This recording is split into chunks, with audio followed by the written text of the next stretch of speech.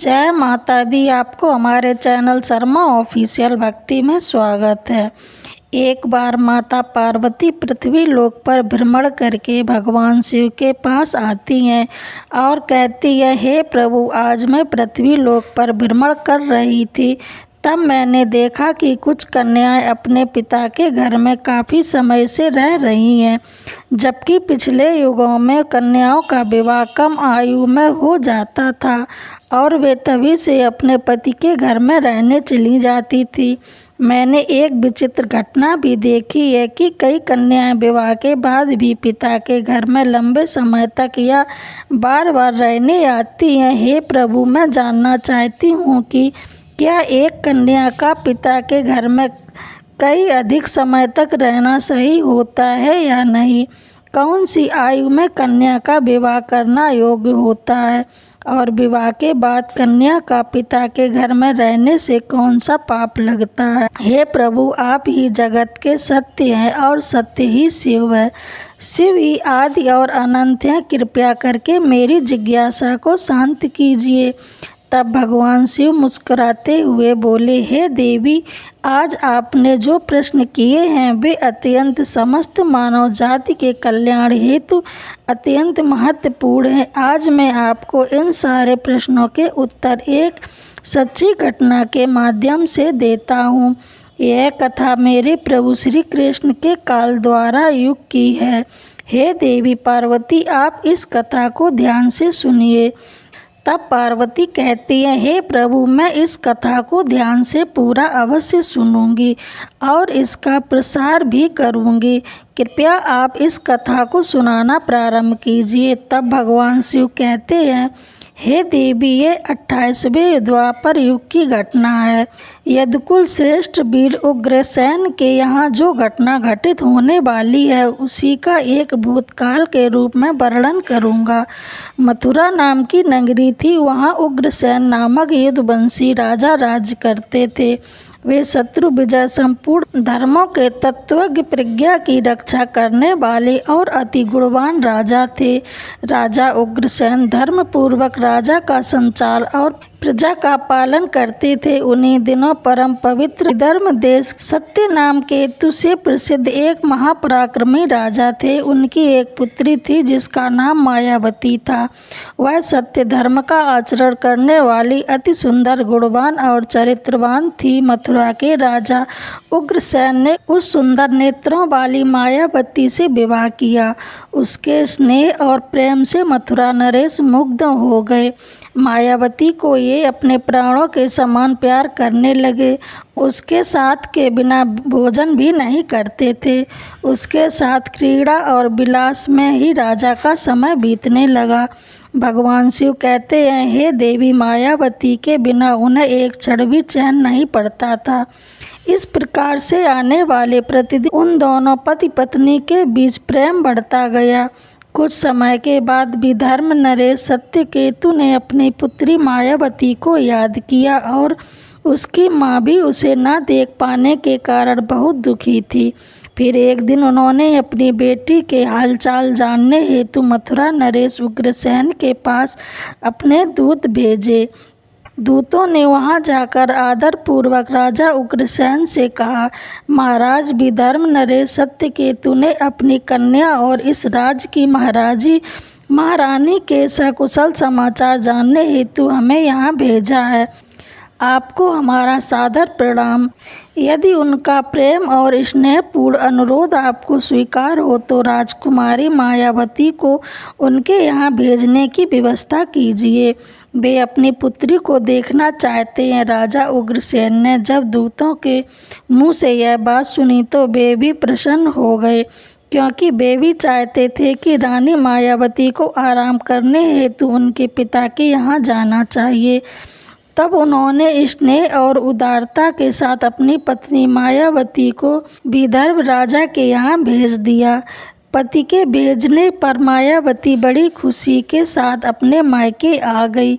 वहां पहुंचकर उसने पिता के चरणों में प्रणाम किया। उसके आने से महाराज सत्यकेतु को भी बड़ी प्रसन्नता हुई। रानी मायावती वहां अपनी सखियों के साथ मग्न होकर घूमने लगी। पहले की ही भांति घर, वन, तालाब और राज में विहार करने लगी, क्योंकि विवाह के बाद पहली बार अपने पिता के यहाँ आई थी।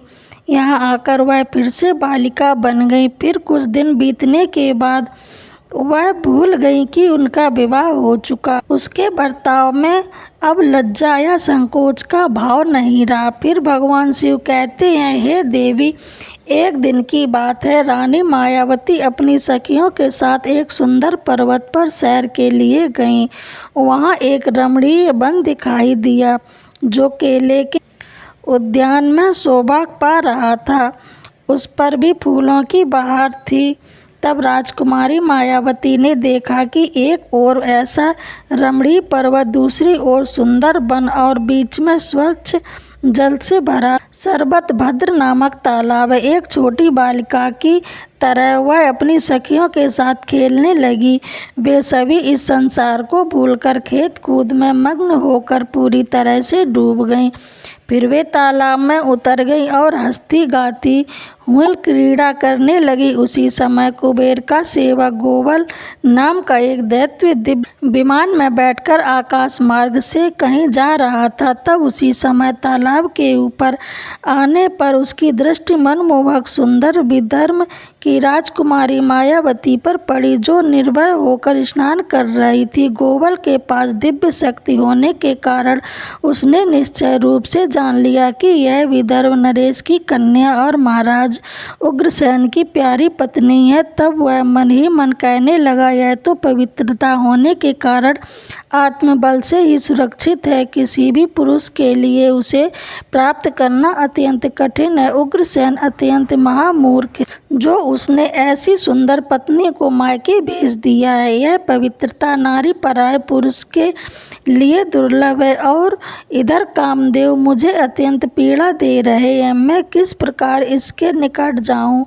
और मैं कैसे इसका उपयोग करूं? भगवान शिव कहते हैं, हे देवी, राजकुमारी मायावती की सुंदरता पर मोहित दानव गहरी सोच में पड़ गया और फिर उसने अपने लिए एक उपाय निकाल लिया। फिर वह दानव गोवल ने महाराज उग्रसेन का माया के रूप में धारण कर लिया और वही अंग, वैसे ही वस्त्र, उसी तरह का भेष और वही अवस्था पूर्ण रूप से राजा उग्रसेन सा होकर वह पर्वत के शिखर पर उतरा और फिर अशोक वृक्ष की छांव में शिला के ऊपर बैठकर उसने मधुर स्वर से संगीत सुरों को छेड़ दिया। वह गीत संपूर्ण विश्व को मोहित करने वाला था।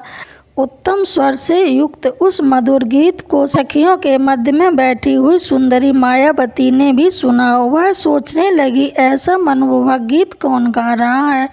राजकुमारी मायावती के मन में उसे देखने की तीव्र इच्छा हुई। उसने सखियों के साथ जाकर देखा। तब अशोक की छाया में सुंदर प्राणी पुरुष बैठा हुआ था। वह महाराज उग्रसेन जैसा दिखाई पड़ता था। भगवान शिव कहते हैं, हे देवी, वास्तव में तो वह राजा के वेश में नीच दानव गोवल ही था। राजकुमारी मायावती विचार करने लगी कि मेरे स्वामी मथुरा नरेश अपना राज छोड़कर इतनी दूर कब और कैसे चले आए। वह इस प्रकार सोच रही थी कि उस पापी ने स्वयं ही पुकारा, हे प्रिया, आओ, तुम्हारे बिना मैं नहीं जी सकता। तुमसे अलग रहकर मेरे लिए इस प्रिय जीवन को व्यतीत करना भी असंभव सा हो गया है। तुम्हारे स्नेह ने मुझे मोह लिया है, अतः मैं तुम्हें छोड़कर कहीं भी नहीं रह सकता। अपने पति रूपधारी दानव के ऐसा कहने पर राजकुमारी मायावती थोड़ी सी लज्जित होकर उसके सामने गई। वह दानव राजकुमारी मायावती का हाथ पकड़कर उसे एकांत स्थान में ले गया और वहां अपनी इच्छा के अनुसार उसका उपयोग किया। महाराज उग्रसेन के गुप्त अंग में कुछ खास निशानी थी जो उस पुरुष में दिखाई नहीं दी। इससे राजकुमारी मायावती के मन में उसके प्रति संदेह उत्पन्न हुआ। राजकुमारी मायावती ने अपने वस्त्र संभाल कर पहन लिए, किंतु इस घटना से उसके हृदय में बड़ा ही दुख हुआ। वह क्रोध में आकर नीच दानव गोवल से बोली, ओ नीच, जल्दी बता तू कौन है? तेरा आकार दानव जैसा है, तू पापी और निर्दयी है। यह कहते कहते आत्मग्लानि के कारण राजकुमारी मायावती की आंखें भर आईं। वह श्राप उद्धत होकर बोली, हे दुरात्मा, तूने मेरे पति के रूप में आकर मेरे साथ छल किया और इस धर्म शरीर को अपवित्र करके मेरे उत्तम पवित्र पितृ का नाश कर डाला है। अब तू मेरा भी प्रभाव देख ले, मैं तुझे अत्यंत कठोर श्राप दूंगी। राजकुमारी मायावती की बात सुनकर दानव गोवल ने कहा, हे पतिव्रता नारी, भगवान विष्णु तथा उत्तम ब्रह्मांड के भय से समस्त राक्षस और दानव दूर भागते हैं। मैं तो दानव धर्म के अनुसार ही इस पृथ्वी पर विचरण कर रहा हूँ। पहले मेरे दोष का विचार करो कि किस अपराध पर तुम मुझे श्राप देना चाहती हो। तब राजकुमारी मायावती बोली, हे पापी दानव, मैं साध्वी और पतिव्रता हूँ। मेरे मन में केवल अपने पति की कामना रहती है। मैं सदा उन्हीं के लिए तपस्या किया करती हूँ। मैं अपने धर्म मार्ग पर स्थित हूँ, किंतु तूने माया रचकर मेरे धन के साथ ही मुझे भी नष्ट कर दिया। इसलिए हे दुष्ट दानव, तुझे भी मैं भस्म कर डालूंगी। तब दानव गोवल बोला, हे राजकुमारी, यदि तुम उचित समझो तो बात ध्यान से सुनो। मैं धर्म की ही बात कर रहा हूँ। जो स्त्री प्रतिमन वाणी और काम से अपने पति की सेवा करती है, पति से संतुष्ट रहने पर स्वयं भी संतोष का अनुभव करती है, पति क्रोधी होने पर भी उसे कभी नहीं छोड़ती, उसके दोषों और गुनाहों की ओर ध्यान नहीं देती और पति के सभी कर्मों में आगे रहती है, वही नारी पतिव्रता कही गई है। यदि स्त्री इस लोक में अपना कल्याण करना चाहती है तो पतित, रोगी, अंगहीन, कोढ़ी, सब धर्मों से रहित तथा पापी पति का भी परित्याग न करे। जो पति को छोड़कर जाती है और दूसरे कामों में मन लगाती है, वह संसार में सब धर्मों बहिष्कृत व्यभिचारिणी समझी जाती है। भगवान शिव कहते हैं, हे देवी गोवल आगे कहता है, मुझे वेद और शास्त्रों द्वारा और मेरे गुरु को द्वारा प्राप्त धर्म का ज्ञान है। गृहस्थ धर्म का परित्याग करके पति की सेवा छोड़कर यहाँ इसलिए आई हो तुम। इतने होने के बावजूद भी अपने ही मुँह से कहती हो कि मैं पतिव्रता हूँ। कर्म से तो तुम में पतिव्रत का छोटा सा अंश भी नहीं दिखाई देता। तुम डर भय छोड़कर पर्वत और मतमानी होकर घूमती फिरती हो, इसलिए तुम पापनी हो। मैंने यह महान दंड देकर तुम्हें सीधी राह पर लाया है। अब कभी तुमसे ऐसी दुष्टता नहीं हो सकती। बताओ तो पति को छोड़कर किस लिए यहाँ आई हो? यह श्रृंगार, यह आभूषण तथा यह सुंदर वेशभूषा धारण करके क्यों खड़ी हो? पापनी बोलो ना, किस लिए और किसके लिए यह सब किया है? कहाँ है तुम्हारा पति? मेरे सामने व्यभिचारिणी स्त्रियों के समान बर्ताव करने वाली नारी, तुम इस समय अपने पति से 400 कोस दूर हो। कहाँ है तुम्हें पति को देवता मानने का भाव? पापनी कही कि तुम्हें लाज नहीं आती? तुम्हें क्या मुझे ही अपने बर्ताव पर घृणा होती है? तुम क्या मेरे सामने बोलती हो? कहाँ है तुम्हारी तपस्या का प्रभाव? कहाँ है तुम्हारा तेज? कहाँ है तुम्हारी तपस्या का प्रभाव? कहाँ है तुम्हारा तेज और बल? आज ही मुझे अपना बल और पराक्रम दिखाओ। तब राजकुमारी मायावती बोली, ओ नीच असुर, सुन, मेरे पिता के स्नेहवश मुझे पति से घर से बुलाया है। इसमें कहाँ पाप है? मैं काम, लोभ, मोह और डर के बस पति को छोड़कर नहीं आई हूँ। मैं यहाँ भी पति का चिंतन करती रहती हूँ। तुमने भी छल से मेरे पति का रूप धारण करके ही मुझे धोखा दिया है। तब गोवल दानव ने कहा, माया, मेरी युक्ति युक्त बात सुनो। अंधे मनुष्यों को कुछ दिखाई नहीं देता। धर्म रूपी नेत्र से हीन हो फिर कैसे मुझे यहाँ पहचान पाती? तुम्हें ज्ञात था कि तुम्हारे पति इतनी दूर कहीं नहीं आ सकते थे, फिर भी तुमने मेरे साथ संबंध बनाए। जिस समय तुम्हारे मन में पिता के घर आने का भाव उत्पन्न हुआ, उसी समय तुम पति का भावना छोड़कर उसके ध्यान से मुक्त हो गई थी। पति का निरंतर चिंतन ही नारियों का धर्म है। अब वह नष्ट हो गया है तो क्यों स्वयं को पतिव्रता कहती हो? तब भगवान शिव कहते हैं, हे देवी, दानव गोलप कहता है, जब तुम्हारे हृदय की आँख ही फूट गई, तब ज्ञान नेत्र से हीन होने पर तुम मुझे कैसे पहचान पाती? दानव गोवल की बात सुनकर राजकुमारी माई जमीन पर बैठ गई।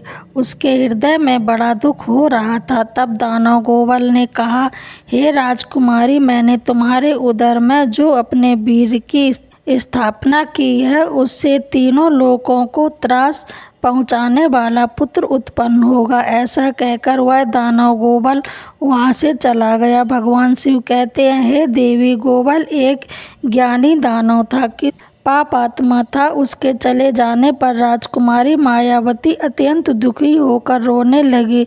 उसकी रोने की आवाज़ सुनकर सखियाँ उसके पास दौड़कर आई और पूछने लगी, हे राजकुमारी, आप क्यों रो रही हो? मथुरा नरेश महाराज उग्रसेन कहाँ चले गए? राजकुमारी मायावती ने अत्यंत दुख से रोते रोते अपने चले जाने की सारी बात बता दी थी। फिर सखियाँ उसे उसके पिता के घर में ले आई।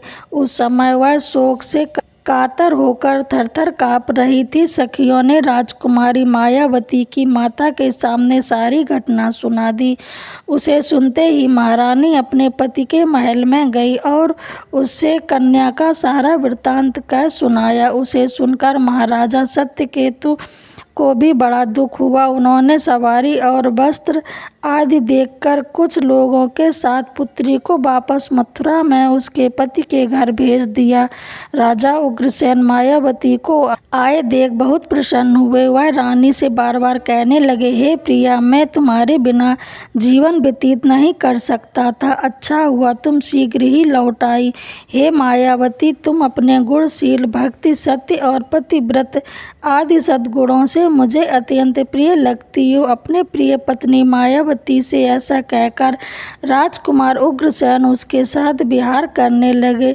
सब लोगों को यह भय पहुंचाने वाला उसका भयंकर गर्व दिन व दिन बढ़ने लगा, किंतु उस गर्व का कारण केवल मायावती ही जानती थी।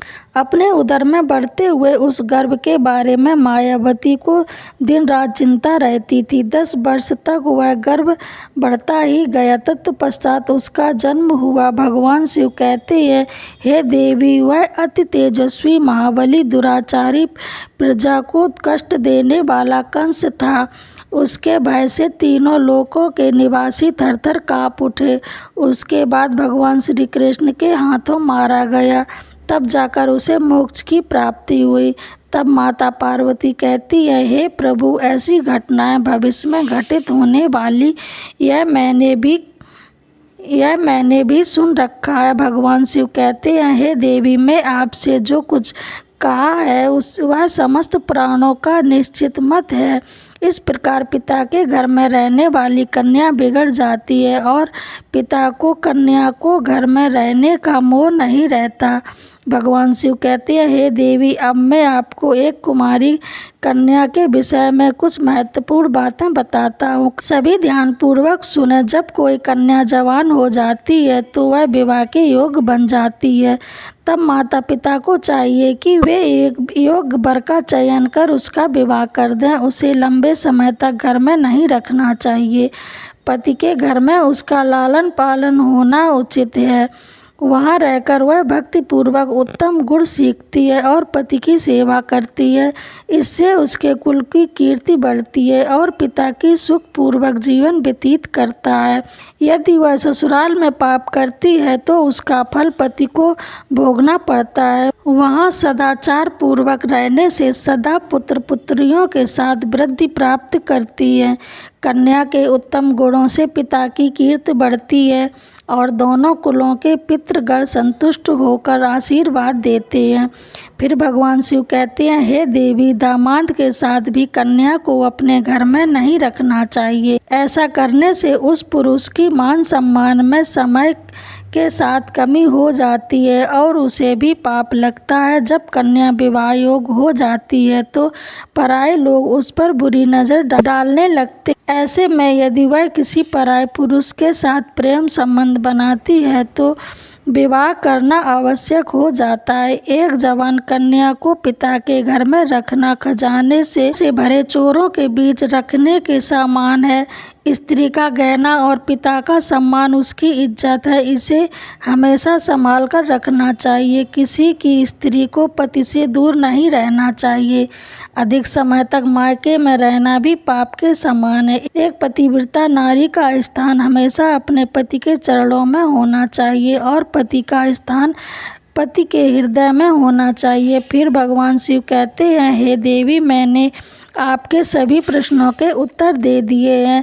तब माता पार्वती कहती हैं, हे प्रभु, आज मैं धन्य हो गई हूँ कि आपने मेरे मन में चल रहे सभी प्रश्नों का समाधान किया है। अगर आपको ये वीडियो अच्छी लगी हो तो लाइक, शेयर, कमेंट, सब्सक्राइब ज़रूर